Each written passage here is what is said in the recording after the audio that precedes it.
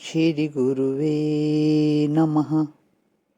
नित्यं शुद्धं निराभासं निराकारं निरञ्जनं नित्यबोधं चिदानन्दं गुरुं ब्रह्म नमाम्यहम्।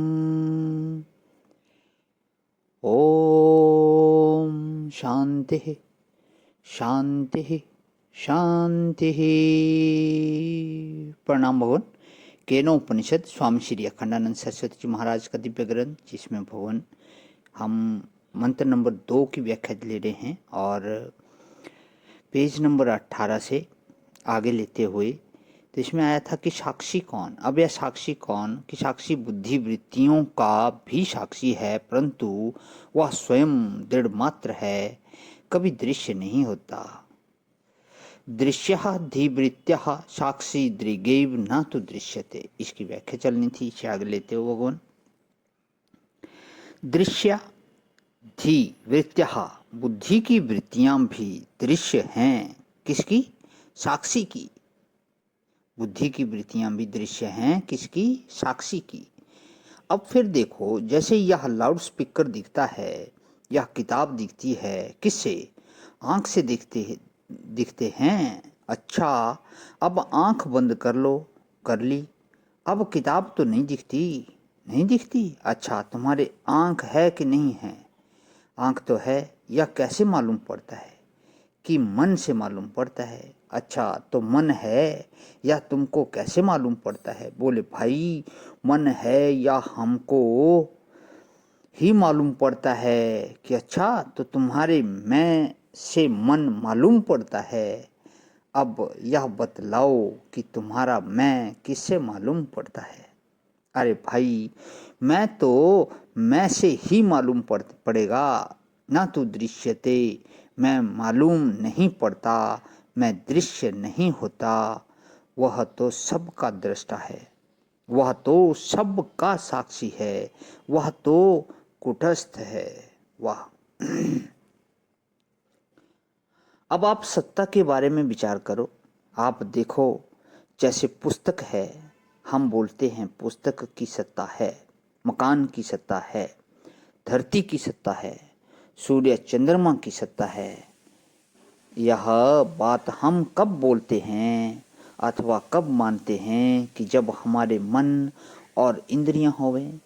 मन और इंद्रियों से ही अपने से अलग सत्ता का बोध होता है। अपने से पृथक यदि हम किसी भी चीज को जानेंगे, अन्य सत्ता की सिद्धि करेंगे, वह तभी होगी जब उस सत्ता के और हमारे बीच में मन और इंद्रियां होंगी।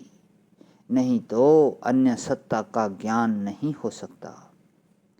तो अन्य सत्ता जो है वह परापेक्ष हुई, सापेक्ष नहीं। इंद्रियां होवें तो बाहर की चीज मालूम पड़े, और बाहर की चीज होवें तो इंद्रियों से मालूम पड़े। दोनों एक दूसरे के सापेक्ष हैं।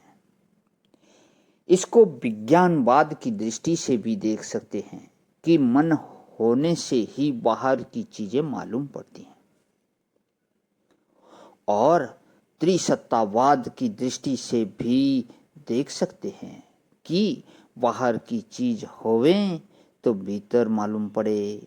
दोनों ठीक हैं, लेकिन अपना आपा जो है वह क्या मन और इंद्रियों के होने पर ही मालूम पड़ता है। यही श्रोत्रस्य श्रोत्रम है, मनसो मन है। अच्छा, जिस समय इंद्रियां सो जाती हैं उस समय क्या अपना आपा रहता है? बोले रहता है। अच्छा, जिस समय मन सो जाता है उस समय अपना आपा है कि नहीं? बोले है।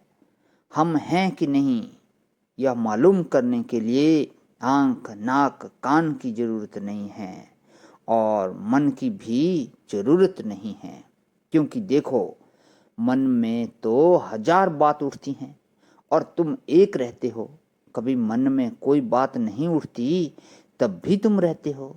सुषुप्ति के समय कुछ नहीं उठता है, कुछ मालूम ही नहीं पड़ता है, तब भी तुम रहते हो।